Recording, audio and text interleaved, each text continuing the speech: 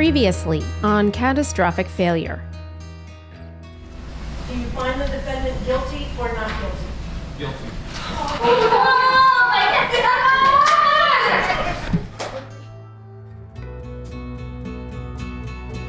God! Nauman Hussain was convicted on 20 counts of second-degree manslaughter in the deaths of the Schoharie limo crash victims. He faced 5 to 15 years in prison.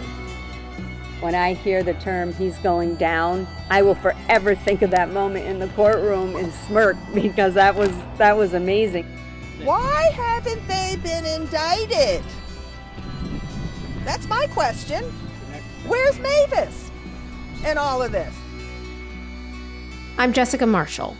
This is Catastrophic Failure, Episode 11, Reflections.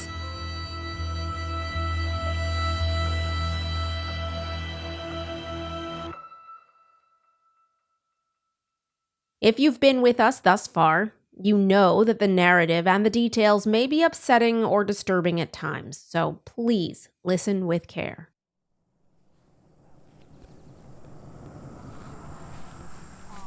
You know, I think it's because I envision it still. Yeah. It was right here. It literally was right here. Oh, wow. Yeah. Yeah. You could actually still see the tire marks. Oh, my goodness. Yeah. Yeah. Lois Goblet and I were standing at the edge of the parking lot at the Apple Barrel Store and Cafe in Schoharie, just a few feet from where the 2001 Ford Excursion limousine crashed on October 6th, 2018. It was a beautiful fall day, and their parking lot is always packed. Sure. Always. Yeah. And yeah, it just came flying through the intersection. Lois is a local farmer. She's also the assistant to Assemblyman Chris Tague, with whom we spoke in a previous episode. She's good friends with the owners of the Apple Barrel, and she knows just about everybody else in the community too.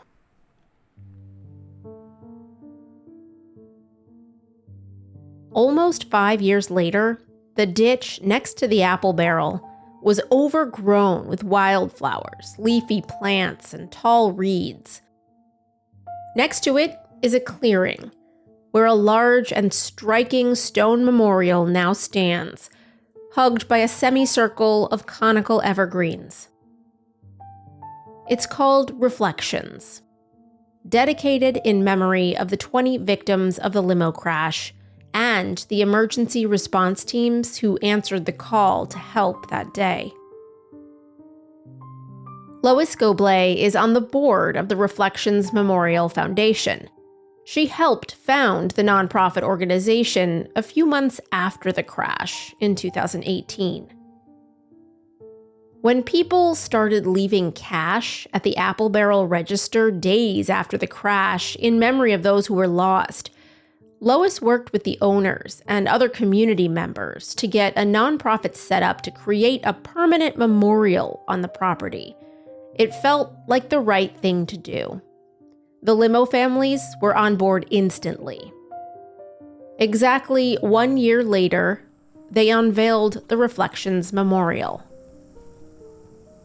It's nice to be able to come here, and even with the noise of the traffic, and even as I'm standing here talking to you, there's a peaceful feeling, and I think it's because of what we've done here.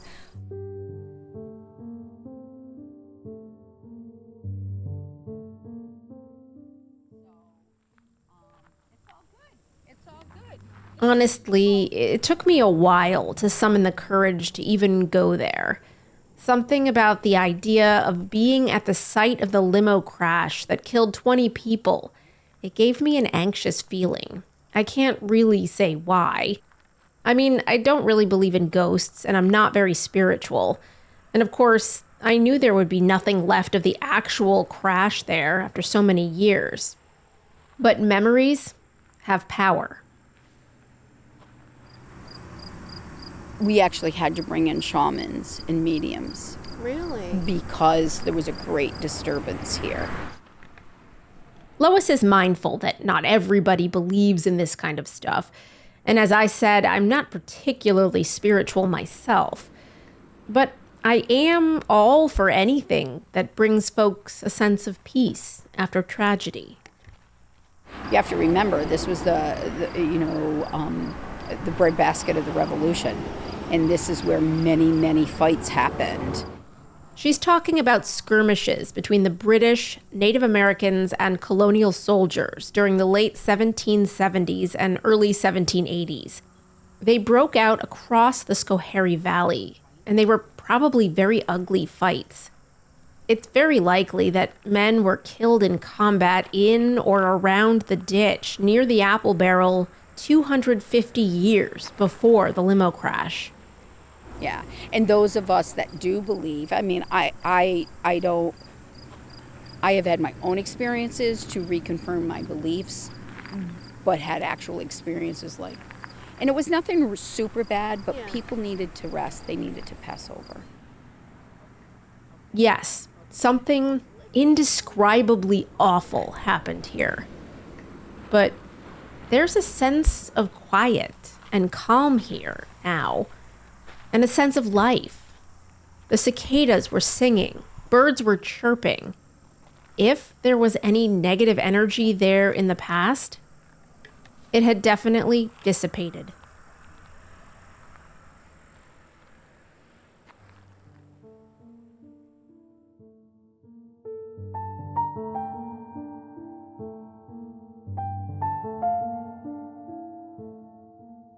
The central feature of the memorial is a stone carving of tendrils of water bearing up 4 delicate lotus blossoms.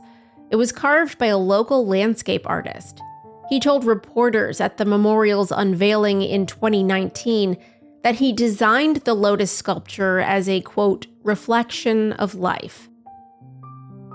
Directly in front of that carving are square stones bearing the names of the 17 emergency response teams that were called to the scene on the day of the crash.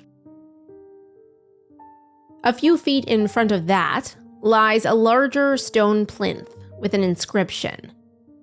You left your footprints on the earth as a reminder you were here. We know you walked together and are forever near.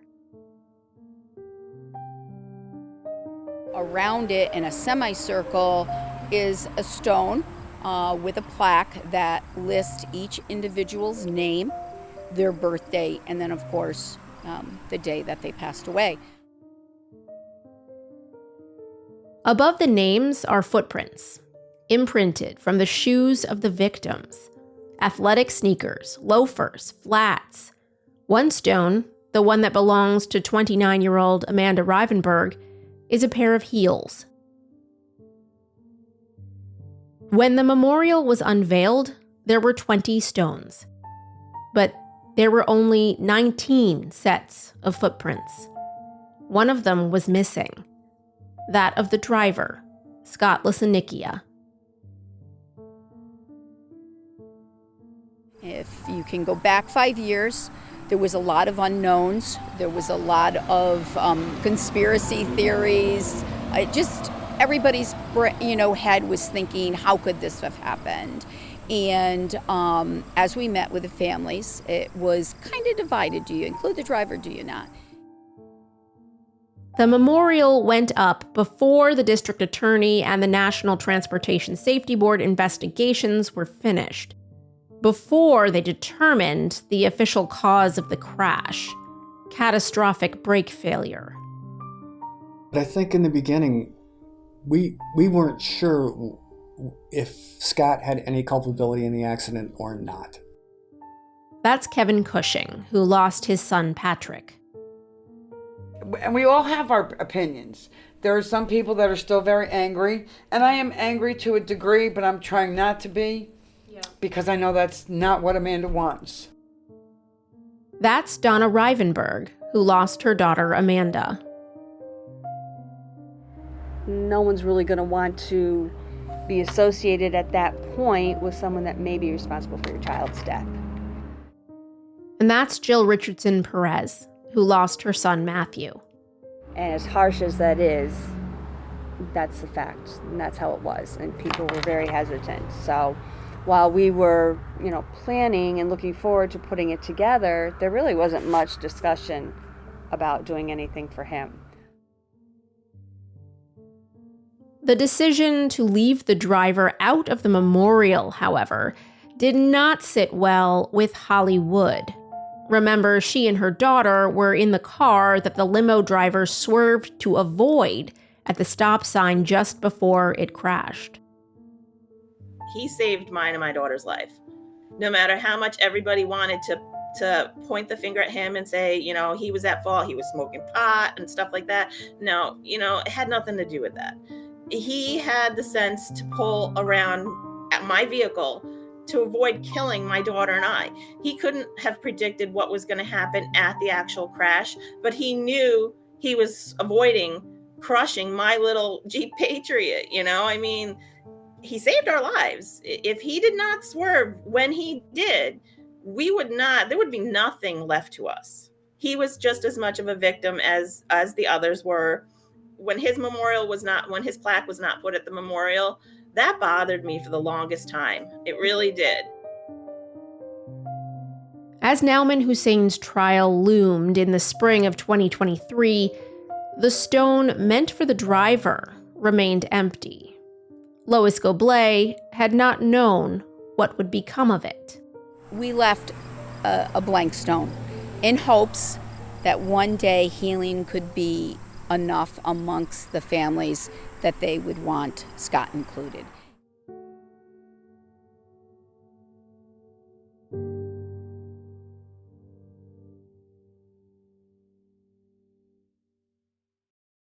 Nauman Hussein's sentencing took place 2 weeks after his conviction.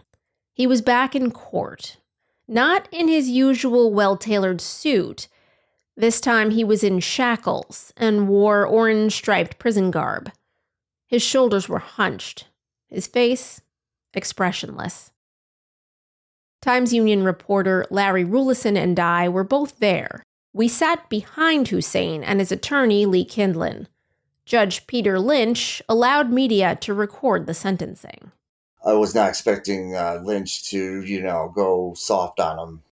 But before we would hear Nauman Hussein's fate, the limo families got one more chance to address him directly. One by one, they approached a lectern at the other end of the courtroom facing Nauman Hussein. Loved ones of the victims said their pieces for more than an hour. All the while, Hussein kept his head down and his face emotionless. 4 years, 7 months, and 25 days ago, my life, along with my family's and dozens of others, was destroyed because you and Mavis chose to put profit over people. I do hope you served considerable time. Your so-called community service was a joke. And I don't care who this offends, but if and when you're allowed conjugal visits, I hope you see the faces of the 20 people you killed who no longer can love or be loved. There's one thing Nauman can definitely count on in prison. The limo families look forward to visiting you, wherever you might be in prison. And by that I mean we won't miss a single parole hearing, wherever that hearing may take place. Just having to listen to those victim impact statements again is really tough, but the families, deserve to have a real court venue versus that at that school, which just never was felt real. So Larry is talking about the hearing in 2021 at the high school gymnasium, where Nauman Hussein scored a no-jail plea deal by pleading guilty to criminally negligent homicide. Many of the family members had already given victim impact statements there.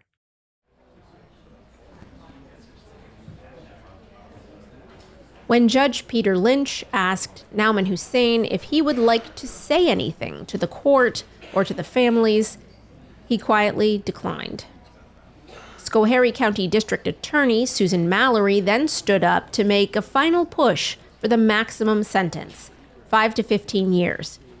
It was one of the only times I was ever able to record her speaking in court.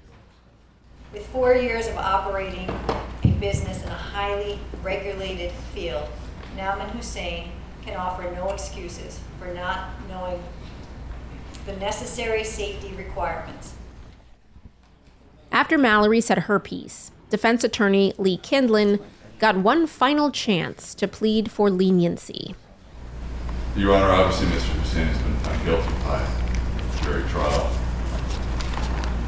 I asked him not to speak to probation. And so I hope that the court does not take that, or the families do not take that as any sort of insult, but of course, I am doing my best to preserve any legal rights he may have in the future. Then, it was finally time to hear Nauman Hussein's fate. With respect to the conviction under count 1 for manslaughter in the 2nd degree for causing the death of Savannah Bercease, it is the judgment of this court that the defendant be sentenced to an indeterminate term of imprisonment with a maximum of 15 years and a minimum of 5 years. Judge Lynch repeated the sentence 19 more times, once for each victim. Despite the 20 counts, though, Hussein's total sentence would be just 5 to 15 years. That's the max. Nauman Hussein was sent to the Elmira Correctional Facility in southwestern New York. That's where he'd start serving out his sentence.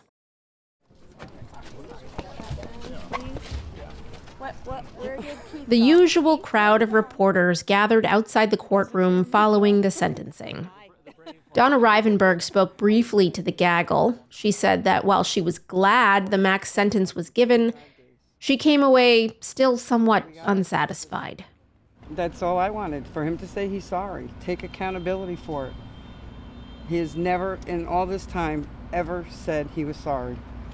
You killed 20 people. Down the sidewalk a ways, defense attorney Lee Kindlin explained why Nauman did not speak in court. His words to me today were, "Can I stand up and finally say something?" And I said, "No, you may not," which is what I told the judge, is only on the advice of counsel is he not going to say anything. Susan Mallory emerged from the courtroom afterward, but she declined to comment. Make any comments. Thank you.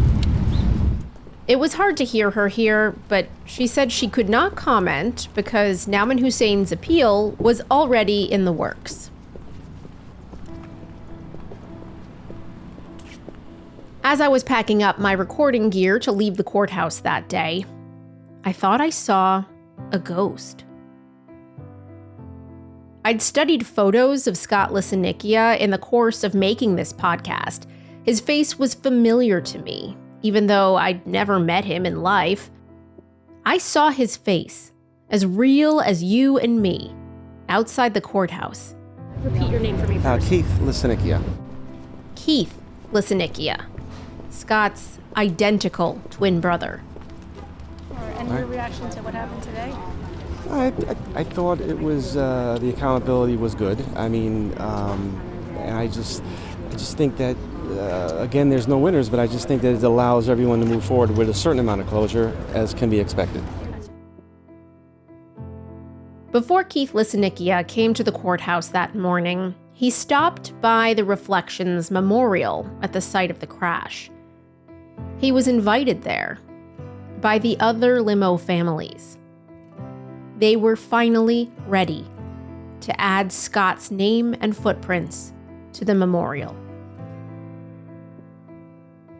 As the trial proceeded and it became aware that it was the catastrophic brake failure and that it was aiming more and more towards the neglect of the repairs on the vehicle, it finally opened the door to say, okay, it's unfair. It's not realistic to point the blame, and it's time.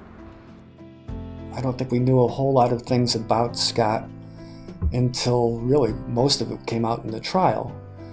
So the fact that the brakes failed, he was somewhat heroic in trying to find a way to get that car someplace safely. I think a lot of us were really happy to see him included. I mean, I think he was a, just as much as our kids, he was a victim as well of Hussein's actions. So he belongs in the memorial, in my opinion. The gathering at the memorial was private. Media were not invited. I asked Keith afterward, though, how it went and what it meant to his family. It felt good. It felt good because it was being able to be welcomed into the family of all the grieving members here. So it was good. It was some closure on Scott's family, and I'm representative of that family, and I just feel that everything went well, and it was a good day to have that, and his name was added, so there'll be a point of reflection at any time that we need to have reflection on that.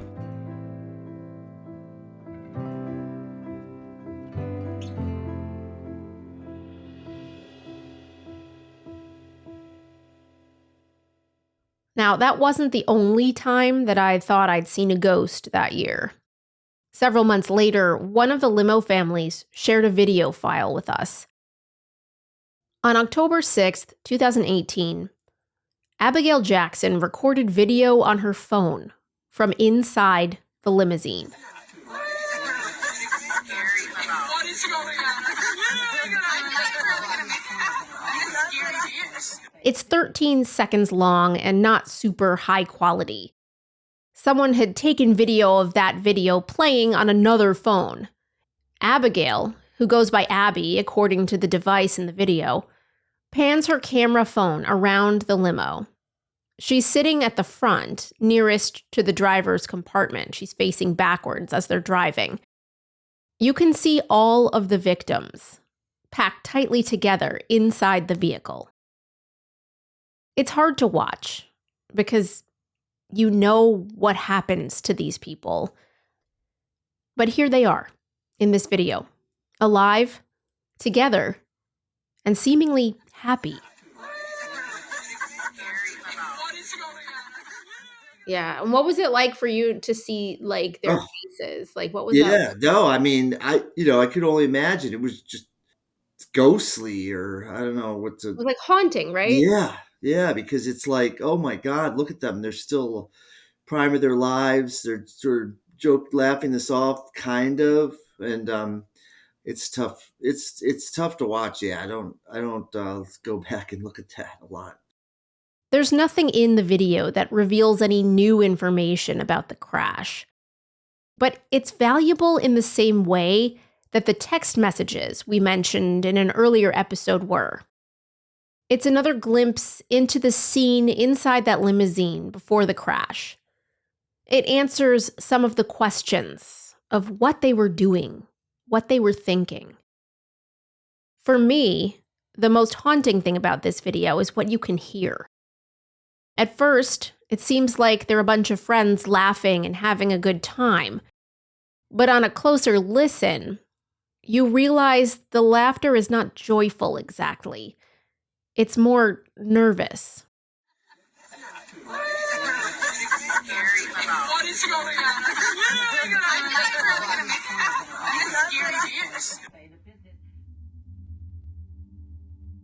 It's hard to make out at first, but once you hear it, it's unmistakable.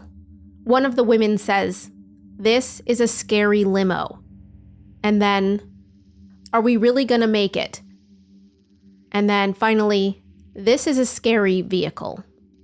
They knew something was up with the limo. What is going on?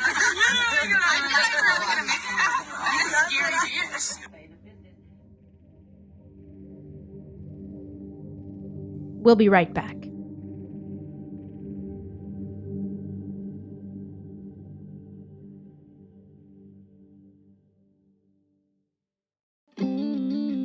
Why is healthcare so expensive? what's happening with climate change, and are elections safe? You can find answers to those questions and a lot more with Capitol Confidential from me, Dan Clark. I give you the latest news and analysis from the state capitol and beyond. Sign up now at CapitolConfidential.com. That's Capital with an O, confidential.com.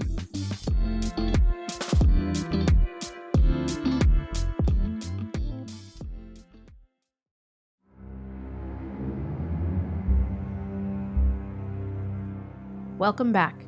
You're listening to Catastrophic Failure.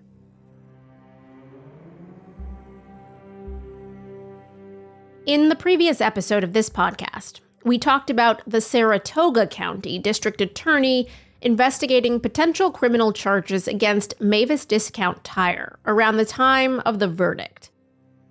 Schoharie County District Attorney Susan Mallory had asked Judge Lynch to sign off on releasing the grand jury documents to the Saratoga DA Karen Hagan. She would refuse to comment on anything. I mean, she wouldn't even acknowledge what she was doing, and I think we'd written that, barring some strange, COVID law, the statute of limitations had expired for certain types of crimes, most notably like business fraud. Hagan never brought any criminal charges against Mavis. In the year following Nauman Hussein's conviction, though, all but 2 of the limo families settled their civil suits with Mavis. Typically, in a wrongful death civil lawsuit in New York State, the settlement amount is public information. But in this case, with 20 suits, a judge ordered the amounts redacted, at least temporarily. Since not all the families had settled, the judge had said, let's just not reveal what everyone's getting here right now so that everyone can negotiate in good faith. And so you're not putting Mavis at a disadvantage. Larry Rulison checked every day for new settlement contracts. They usually had the settlement amounts blacked out. But one popped up one day that had no redaction. So one of the lawyers didn't correctly redact the settlement terms, the contracts that they had to file with the judge who's overseeing all the collection of evidence in the civil cases in Albany County. I read everything that's filed in that case. I was expecting it to be redacted. And once I opened that document, I saw the number. And I was like, okay, I go, well, this isn't supposed to happen. But now what do? I have the number. It's out there publicly for all to see, right? Right. You didn't make any special arrangement or... No. I was like, okay. I felt a duty at that point to report it because it was public information. It was the settlement for Allison King, one of the 4 sisters killed in the crash. It was $2.5 million. So I felt bad. I knew that the families were upset about it, and I guess maybe they thought I somehow got the information, like I stole it or something. And I was like I felt very bad that they might even think that when, this was just their lawyer had screwed up. So by the recording of this episode, 2 of the families were still negotiating with Mavis. Mary and Kyle Ashton, Michael Ukai's parents, were one of them. They really want like an apology and also a really punitive number. They don't think that what's been given out to the family so far is fair for what happened. They're holding out, and so is Scott's family. Michael Ukai's family, their attorney Brian Primo subpoenaed all the evidence in the case with the state police. But he was the only attorney for any of the limo families that did that, right? Right, exactly. I believe he was the only one to subpoena that, and it included other Maeve videos, showing interactions between Nauman and Virgil Park at that Mavis that were not shown at trial. And he wanted to get his hands on those videos. Additional evidence of wrongdoing on the part of Mavis Discount Tire? If it exists, that'd be pretty big news.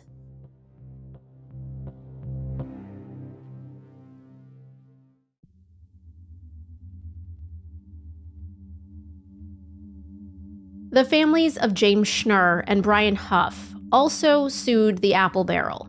They argued that the restaurant was partly responsible for the pedestrians' deaths by letting patrons park in the grassy area by the ditch. The limousine was not the only vehicle that had ever crashed at that intersection in the last 2 decades. In fact, it was such a concern that the state actually had that intersection altered in 2011. It was originally a Y-shaped intersection, and they changed it to a T. The number of crashes did go down significantly because of that change, but as we know, tragically, it didn't prevent the limo crash. In 2022, the Apple Barrel paid out $500,000 to the families of James Schnurr and Brian Huff. Let's move ahead in the timeline now to August of 2024. Nauman Hussein's appeal was scheduled for early September, just a few weeks later. Larry Rulison was prepping to cover it, but also concentrating on other stories and maybe taking a little summer vacation. That is, until something unexpected happened. And then right around the same time, I got an email that said, "Hi, this is Malik Shahid, the FBI informant. Please call me." What? As we mentioned in episode 7, we finally heard from Shahid Hussein after 6 years of radio silence. He left the United States for Pakistan a few months before the limo crash and never returned, even as his son Nauman stood trial, even as his son Nauman was convicted of second-degree manslaughter, even as his son Nauman was sentenced to years in prison. But in late August, several weeks before we actually got him on the phone, Larry got another email from an address he did not recognize. Attached to that email was a 60-page medical record from Albany Medical Center. In like the body of the email, it said, "I don't know, Larry, you should know this, but Nauman has stage 4 lung cancer." What? How could this be true? He was 34 years old and he looked healthy and fit last year. Is it really true? Shahid Hussein, after all, had a history of faking official documents. Could those medical records be faked? And if they weren't fake, why would someone leak Nauman's grim diagnosis just a few weeks before his appeal is argued? So, but didn't Albany Med at one point confirm that they were real too? Yeah, they basically said, because I thought, oh my God, this is going to get me in so much trouble. They were like, oh, once it's in the hands of whoever it can go to, they can do whatever they want with it. They never questioned the authenticity of it. Neither did, Department of Corrections. People went out of their way, actually, to comment on this for some reason, to make sure I understood it was real. Like, I don't know, as someone yourself who has had stage 4 cancer, reading that the man that you've been covering for 6 years now also has stage 4, like, what is going through your head? Yeah, I got really upset. I was like shaking. I remember going into the office of Casey Seiler, the editor, and I was like, I'm sorry. I'm like, this is really affecting me. I wouldn't want to be in his position. Even with what I had, stage 4 cancer, I just felt really sorry for him. I think it's human nature. Then all of a sudden you're like feeling guilty about it because you're going, well, look, are you supposed to feel sorry for him? He's in jail for these horrible crimes.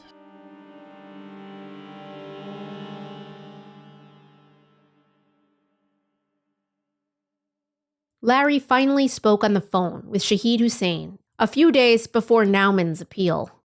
Were you the one that sent me his diagnosis? It was, yes, it was sent through a friend of mine. So I know the guy who sent you. Yeah, it was. Yeah. Okay. You can say it was me. So yeah. It was kind of me. Yeah. It's a friend of mine who sent me. Well, I'm really sorry about your son. I'm assuming it was a very a hard thing to take when you learned that he was sick. How did you learn about it? Have you been in touch with your son? Every day of my life, yeah. I have. Yes, sir, I have been in touch with my son. Yeah. It was very sudden that I could get on the phone with him. I didn't really have time to prepare. And so I was just thinking to myself, God, what if this is my only chance to talk to him? It was surreal, but like the second I heard his voice, I knew it was him. Are you hoping for Nauman will get leniency if it? What was your reasons for wanting? Do you want the public to know that how sick he is? I don't know if his sickness is very personal. I know you have gone through yourself through cancer, I believe. Yes. Somebody told me that. I don't know if it is true or not, but you have gone through that chemo and everything. So Yeah. I like to, because in our religion we say pray, so pray does help.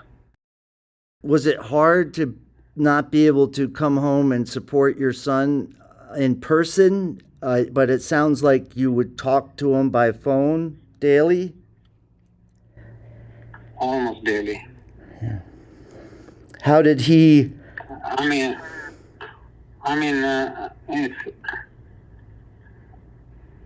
in our system, in our life system, or in our lifestyle, or family is the only thing we have.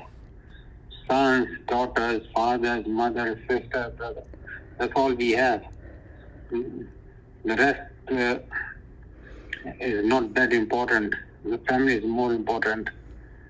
And after my wife passed away in 2013, we were all three together. Me, Harris, and Arlan, Nauman Hussain. Mm-hmm. So, of course, it's difficult. It's very hard. Very, very hard. Yeah. We don't. Tradition is sons bury father, father doesn't bury son. So hearing about his cancer was like that. I don't need to bury him. I want him to bury me. Shahid Hussain would not say where he was on the phone, but he said he traveled frequently between Pakistan and Dubai for medical care. He said he was diagnosed with something called shrinking veins.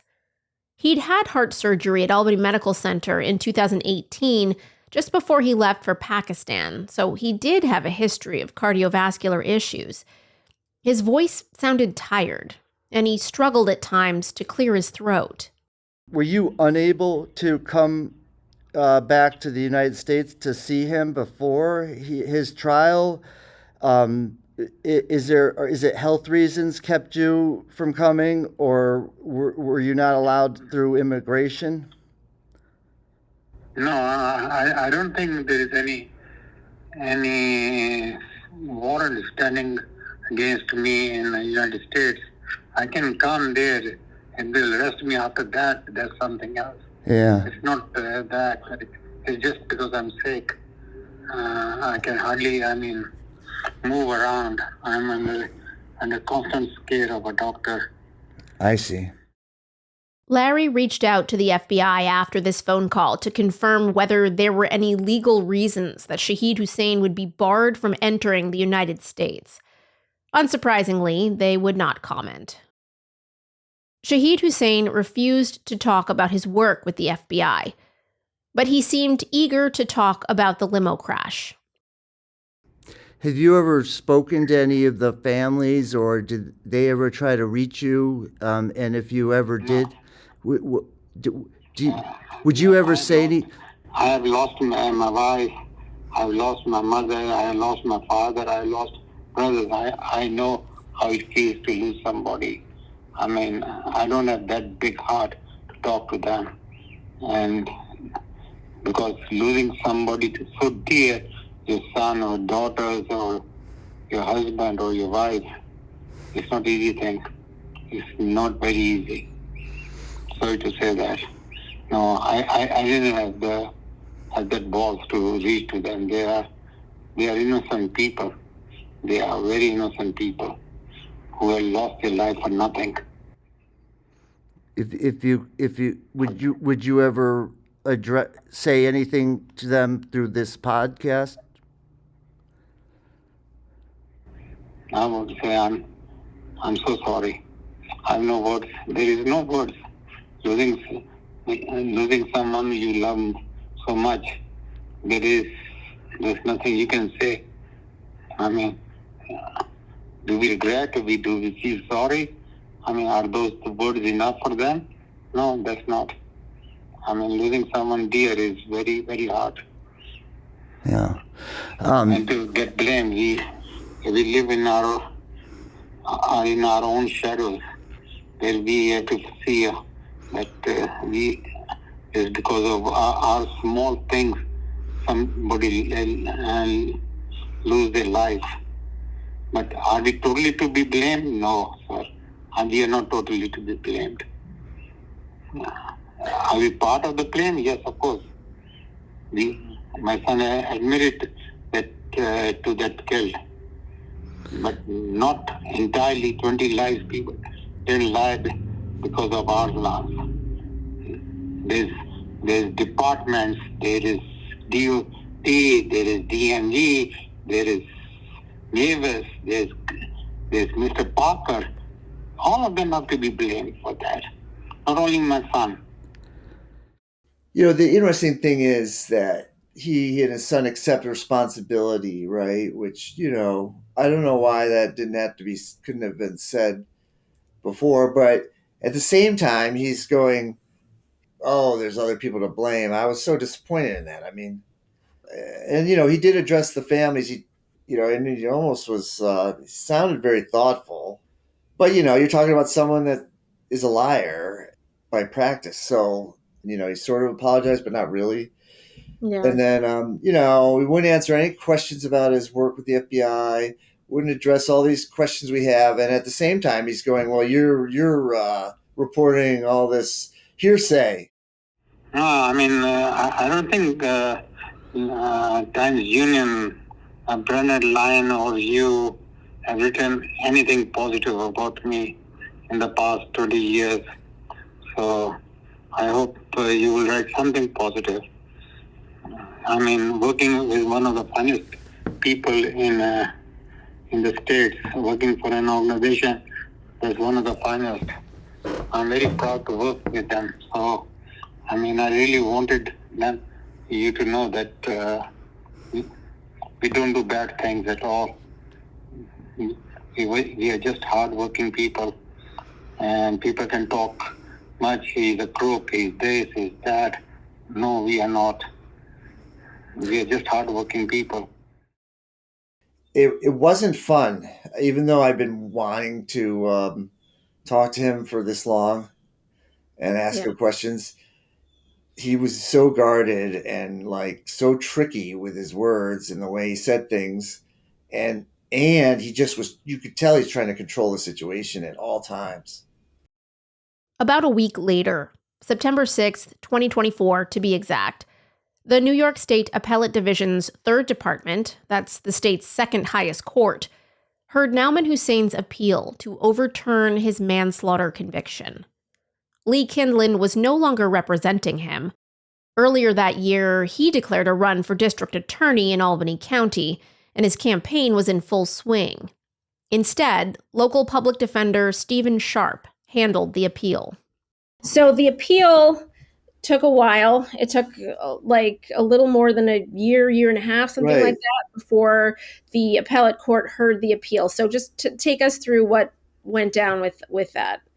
Nauman has this new attorney, Stephen Sharp, who's like an appeals expert lawyer and really well regarded in the local legal community. And he's basically arguing on 2 points. He says, one, Judge Peter Lynch violated my constitutional right to counsel by only giving me 15, 20 minutes to decide whether or not to keep my guilty plea from the criminally negligent homicide back when he had the plea deal in place. And then Judge Lynch said he wouldn't abide by the no jail plea deal requirement.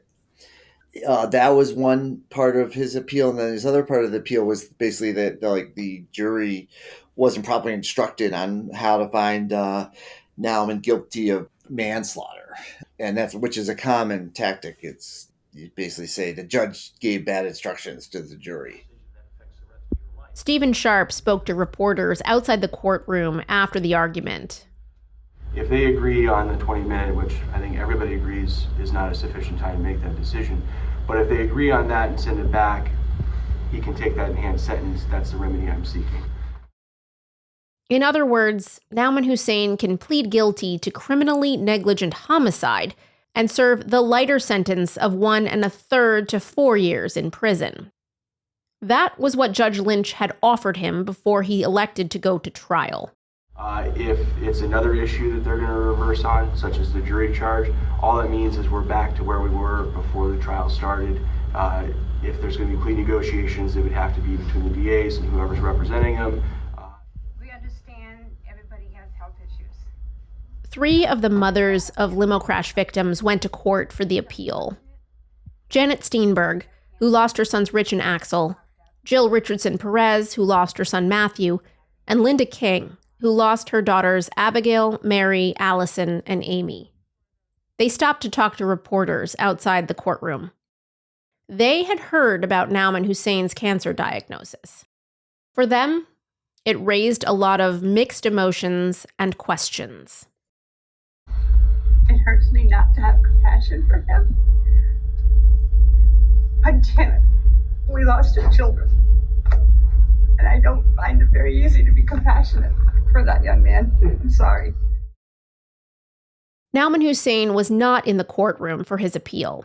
He'd been moved to a state prison outside of Albany after his cancer diagnosis, presumably so he could be closer to his doctors at Albany Medical Center. A decision on the appeal wasn't expected until about mid-October at the earliest. Call me a conspiracy theorist, but the timing is a little sus, in my opinion, of the revelation of his cancer diagnosis, like a week before his appeal. Like, what's the deal there? Would it have any effect on his appeal, like with regard to something like compassionate release or whatever? Like, what's the deal? Yeah, I mean, the timing was really suspect. It was didn't appear to be a coincidence, but it really had no bearing on the appeal because they can only look at everything up until the time of his sentencing.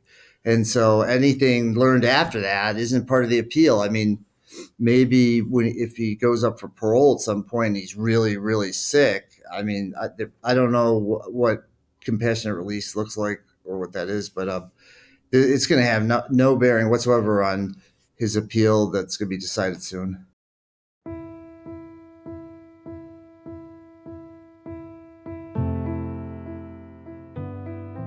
Before I left the memorial back in 2003 when I visited, I placed a small stone on the plinth in front of the lotus sculpture. A Jewish tradition that I've always found meaningful. The idea is that by leaving a stone, or more accurately a pebble, you are showing that the deceased live on in your memory, and that those memories are a blessing.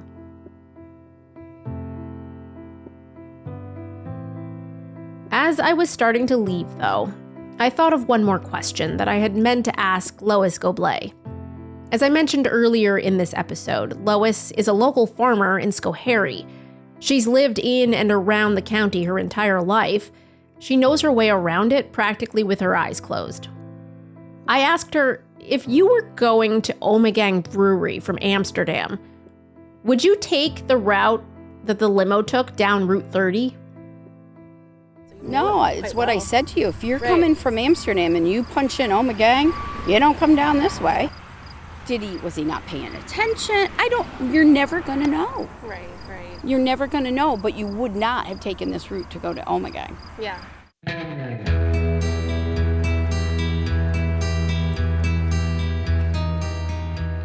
Next time on Catastrophic Failure. For me, there are still a lot of unanswered questions. You know, who put the vice grip on the back rear brake of the Excursion? Why did the limo passengers, why did they end up calling Prestige Limousine that morning? Why did they go that route and not take the most direct route? Is he more than just an FBI agent? Does he work for some other, security agencies? I don't know if we'll ever find the answers.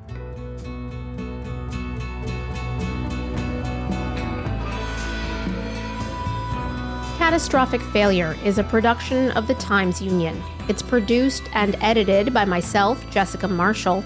Original reporting by Larry Rulison. Editorial direction and fact-checking by Erica Smith and Casey Seiler. Our theme music is Undercurrent by Harper Ray. If you have any questions or comments about anything in this podcast, or you're a player in the story who wants to talk to us for it, please email us at podcast@timesunion.com. That's podcast@timesunion.com.